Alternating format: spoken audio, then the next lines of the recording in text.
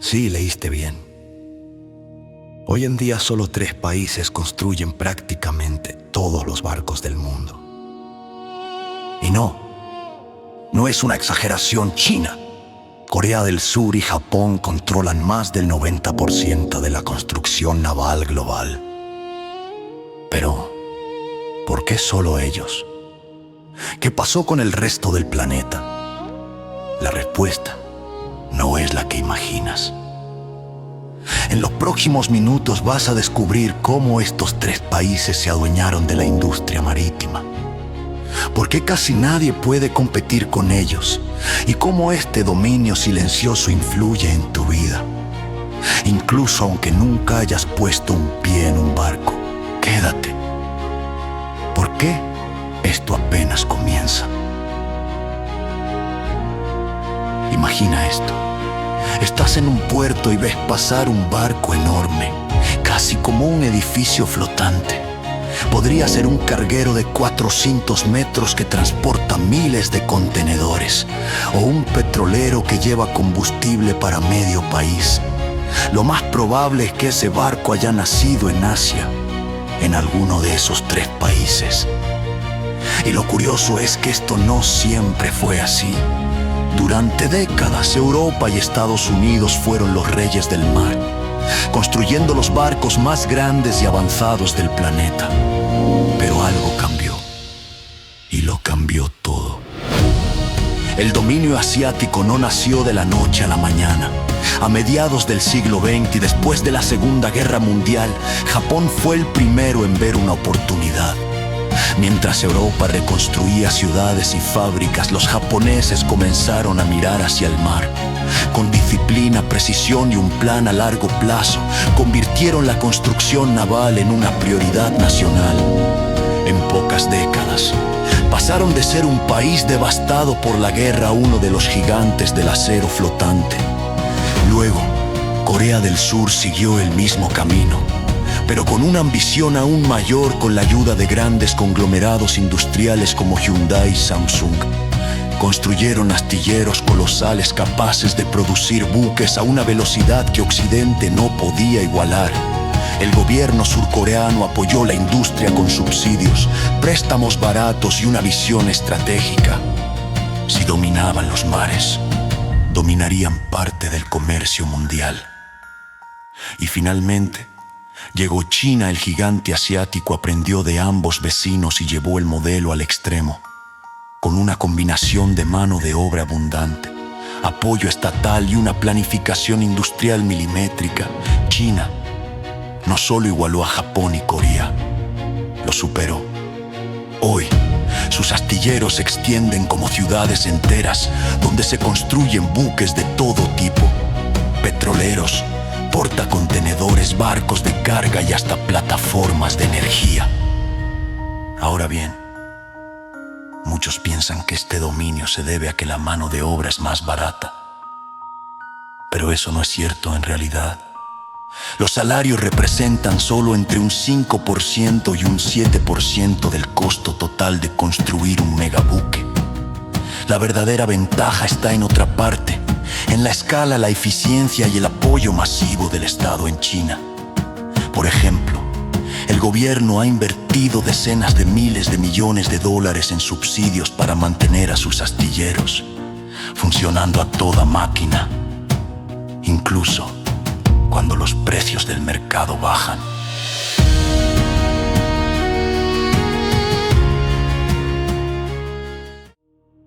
Mientras tanto, otros países fueron abandonando la competencia a Europa, que alguna vez lideró la carrera.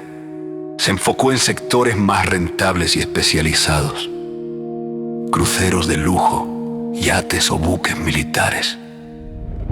Estados Unidos, por su parte, decidió concentrarse en su industria militar y dejó de lado la construcción comercial a gran escala. Así, poco a poco, el mapa mundial de los astilleros se redujo a 3 nombres. Piénsalo así. Si el mundo fuera una enorme competencia deportiva, estos 3 países serían los únicos que siguen en el podio, ganando una y otra vez. No porque los demás no puedan jugar, sino porque el costo de entrar al juego es tan alto que casi nadie se atreve. Pero aquí viene lo interesante. ¿Cómo logran producir barcos tan grandes, tan rápido y a tan bajo costo? ¿Qué secretos industriales esconden estos gigantes asiáticos? La respuesta está en los astilleros mismos, auténticas megafábricas donde la ingeniería, la precisión y la escala se combinan en una danza perfecta de acero, fuego y agua. Para entender el secreto detrás de su éxito, hay que mirar dentro de estos gigantescos astilleros. Imagina una ciudad industrial junto al mar, con grúas del tamaño de edificios, miles de trabajadores, robots de soldadura, camiones, trenes y enormes secciones de acero esperando ser unidas. Cada barco nace de una coreografía milimétrica donde el tiempo lo es todo. Cada hora cuenta, cada soldadura importa y cada error cuesta millones. A diferencia de las fábricas tradicionales, aquí no se construye pieza por pieza, sino bloque por bloque. Es como armar un rompecabezas de acero colosal. Cada bloque del barco puede pesar cientos de toneladas y se fabrica por separado antes de ser ensamblado en el dique seco. Este método, llamado construcción modular, permite que miles de personas trabajen en distintas partes del mismo barco al mismo tiempo. Y eso acelera todo el proceso de manera impresionante. Un megabuque moderno puede costar más de $150 millones, pero gracias a la escala y la eficiencia, un astillero asiático puede terminarlo en apenas unos meses. En Corea del Sur, por ejemplo, se sabe que un astillero promedio puede tener más de 50 barcos en construcción simultáneamente, cada uno avanzando como una cadena de montaje flotante. En Occidente, eso sería impensable. Pero el secreto no es solo técnico, también cultural. En Japón, por ejemplo, la filosofía del Kaizen, que significa mejora continua, se aplica incluso a la soldadura naval. Cada empleado busca pequeñas formas de hacer su trabajo un poco mejor cada día. En Corea, la palabra clave es aja, que significa hacerlo bien desde el principio, sin margen de error. Y en China, el enfoque es diferente. La planificación centralizada y el respaldo estatal garantizan que los astilleros nunca se detengan por falta de inversión o demanda. Este ecosistema de trabajo disciplinado, tecnología avanzada y planificación masiva crea una maquinaria industrial prácticamente imparable. Y eso explica por qué ningún otro país puede seguirles el ritmo. Intentar competir sin ese nivel de coordinación y apoyo gubernamental sería como correr una maratón descalzo contra atletas con calzado profesional. Otro punto clave está en los contratos. Las navieras internacionales prefieren encargar sus barcos en Asia porque los precios son más bajos, los plazos más cortos y los astilleros tienen experiencia probada. Además, las aseguradoras y los bancos confían más en un buque construido en China, Corea o Japón, porque saben que cumplen con estándares estrictos y tiempos precisos. Es decir, no solo dominan la construcción, sino también la confianza del mercado global. Pero esto también tiene un lado oscuro. Con tanto poder concentrado en 3 países, cualquier crisis local podría afectar el comercio mundial. Si uno de estos astilleros se detuviera por un conflicto, un desastre natural o un problema económico, miles de rutas marítimas se verían comprometidas. Por eso, aunque la eficiencia asiática es impresionante, también representa una gran vulnerabilidad para la economía global.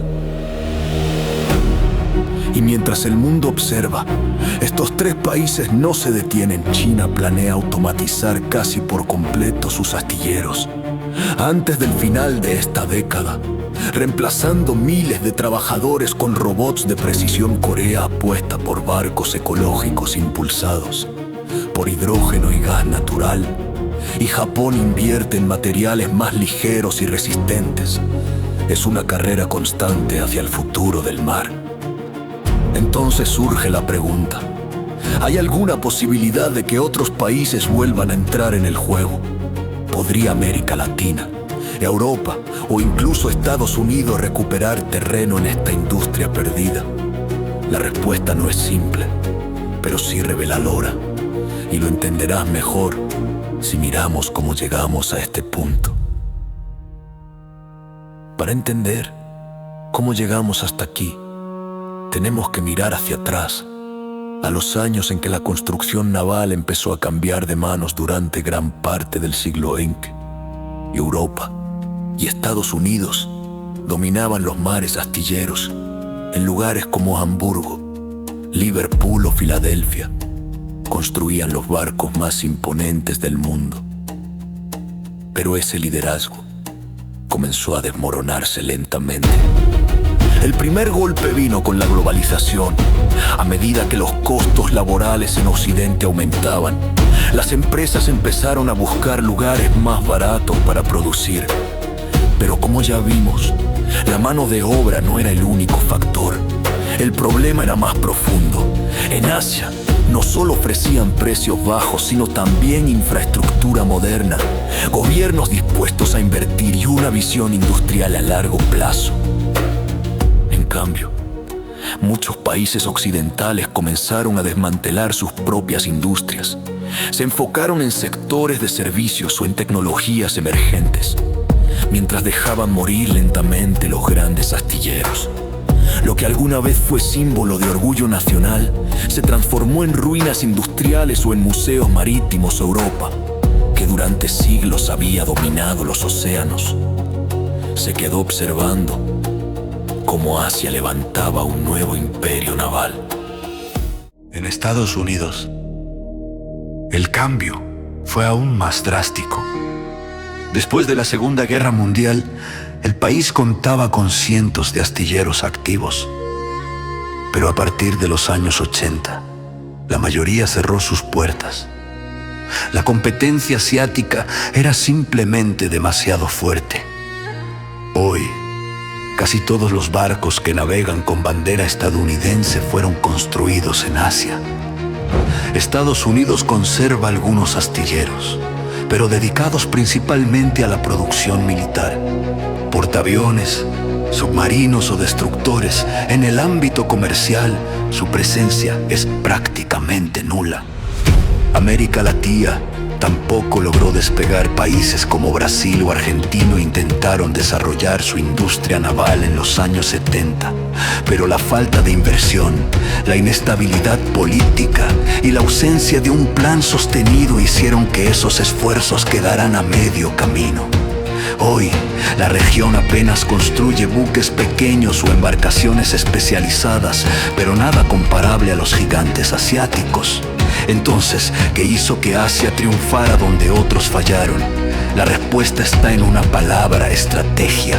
Mientras en Occidente las políticas industriales dependían del gobierno de turno, en Asia existía una visión compartida. En China, por ejemplo, la construcción naval no se ve como un negocio más, sino como una herramienta de poder nacional.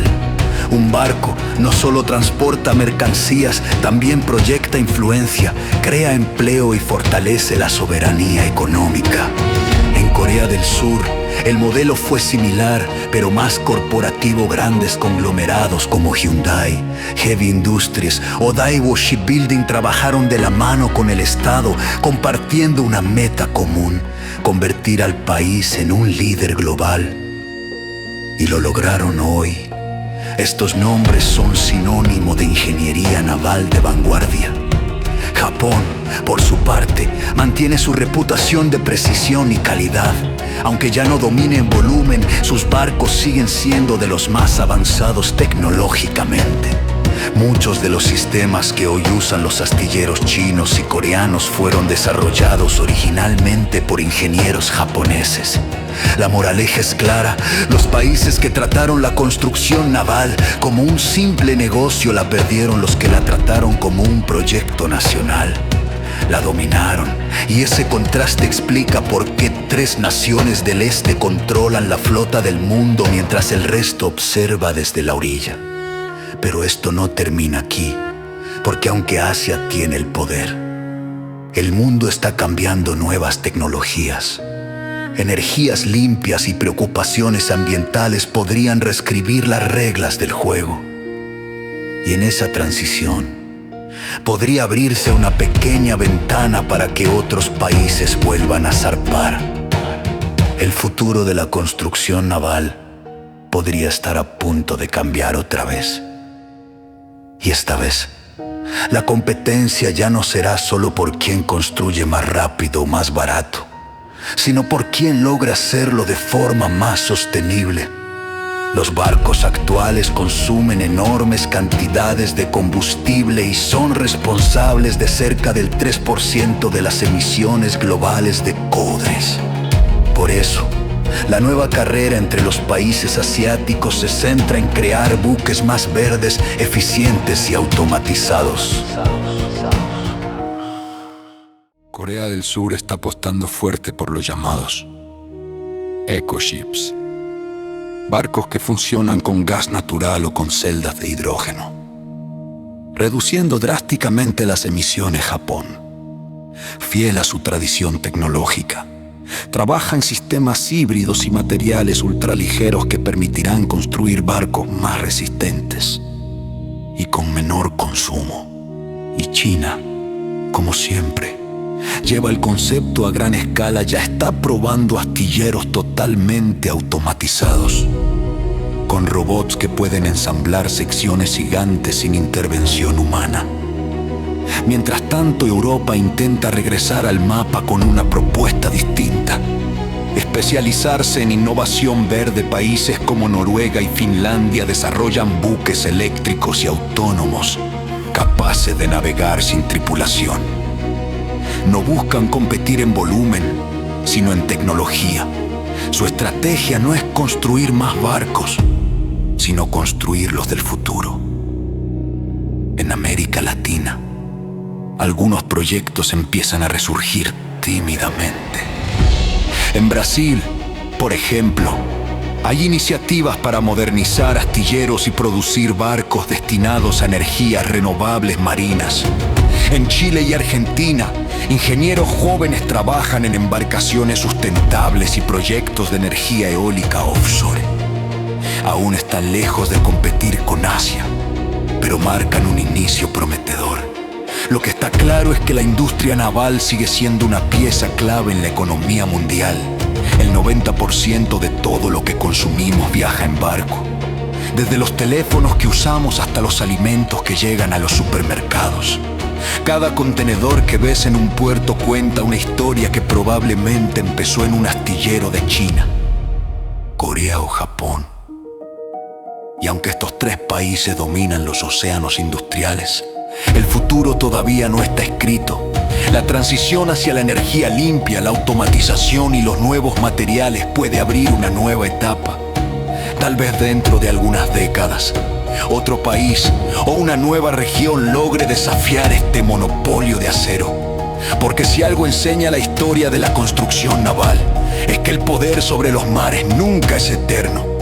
Cambia con las ideas, la tecnología y la visión. Y tal vez en algún puerto lejano ya haya alguien soñando con construir el próximo gigante que navega hacia un futuro más limpio, más equilibrado y más humano. Así que la próxima vez que veas un barco surcando el horizonte, recuerda esto: detrás de ese coloso hay décadas de estrategia, ingeniería y competencia global. 3 países que decidieron apostar por el mar y ganaron. Pero el océano, al final, siempre guarda espacio para nuevos navegantes. Construcción naval, astilleros, Barcos gigantes, China, Corea del Sur.